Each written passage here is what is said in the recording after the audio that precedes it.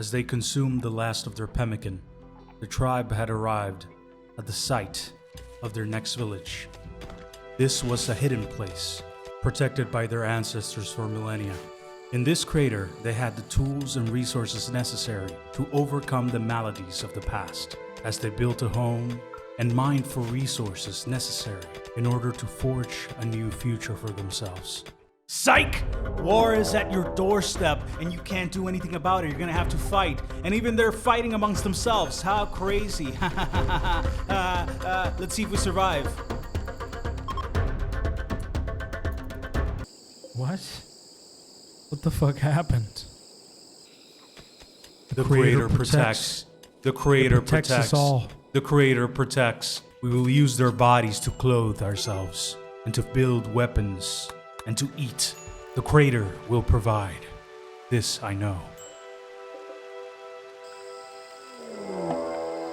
More enemies have arrived at our doorstep. This time, we will meet them in the battlefield.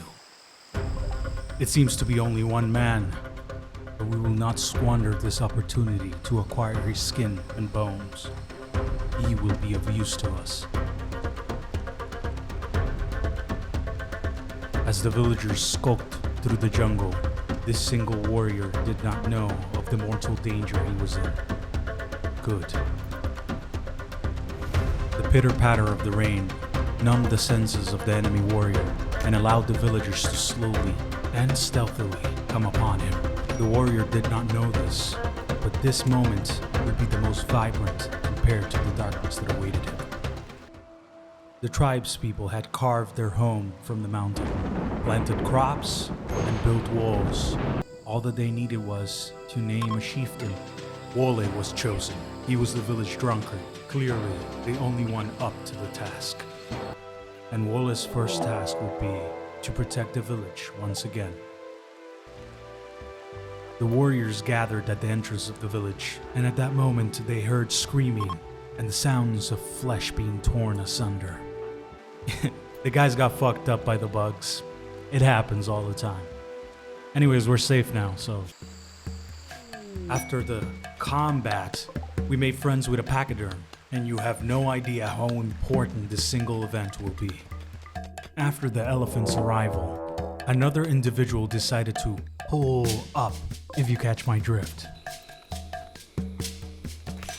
But don't worry, the coconut doggy won't be bothering us any longer.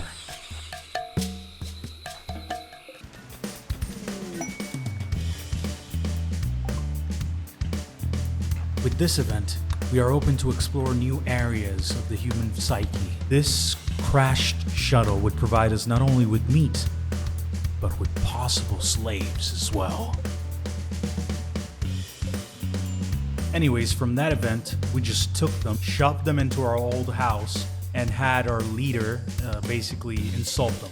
You know, typical Rimworld things. Mistreatment of prisoners and slavery. And also some guys decided to fight at the entrance of the crater. And one of them had a shotgun, so obviously those two other tribals were gonna get fucked up. Afterwards, a group of beggars came into the crater, obviously never to be seen again. This shit is taking too long. We fucking killed them and we ate them. That's what we did.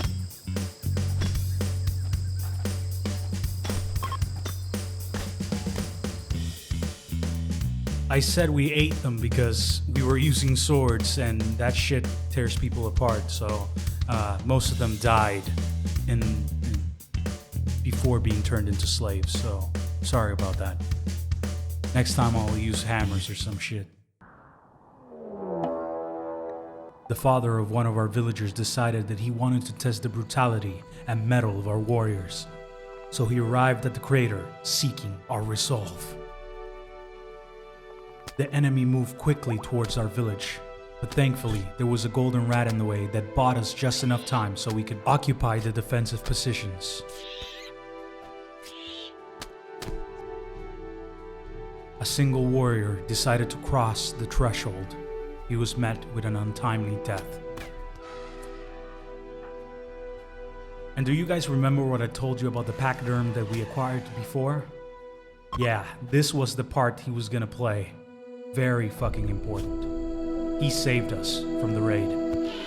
From the elephant mauling, we acquired not only more food, but also more slaves. And for Spider, the taste of his father was incomparable. Something like a finely aged wine or prosciutto laid upon a cracker. Utterly delicious and decadent.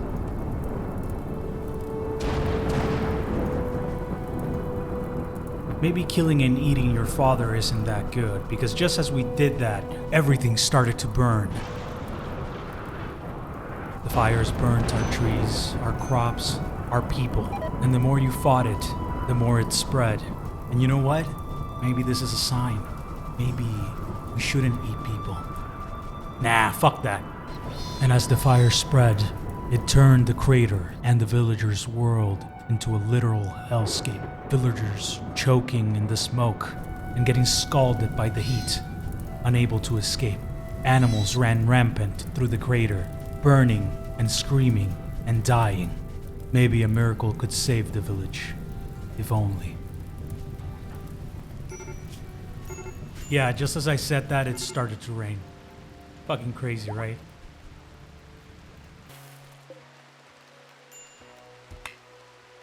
Once the crisis was over, we took the remaining slaves and we wanted to make them more malleable and receptive to what we were saying.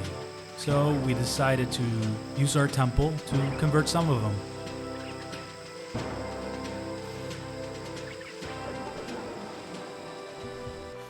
Obviously, it did not work, and they were so angry with the attempt that they tried to leave. But don't worry, we made them stay, one way or the other.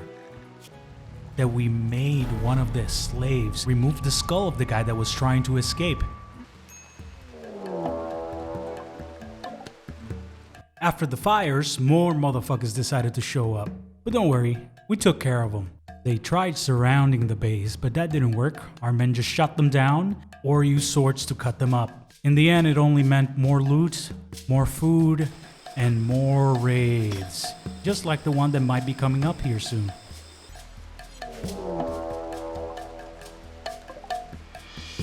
I won't lie to you, I was a bit worried because this was the first time that a heavily armed group of raiders has shown up. Could the villagers handle it? That's for us to find out. Or maybe an unlikely ally was on its way to provide aid.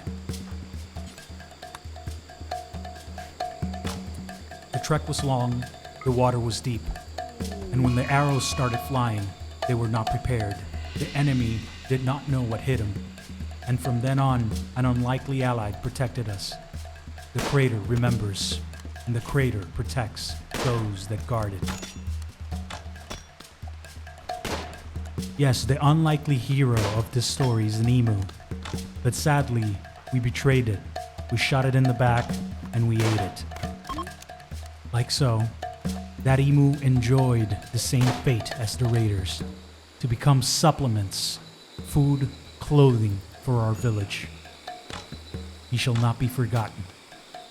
The survivors, or at least those that survived, were taken inside and made into slaves, so they could toil in the mines and in the fields for the sustenance that they so required, and for the prosperity of our village.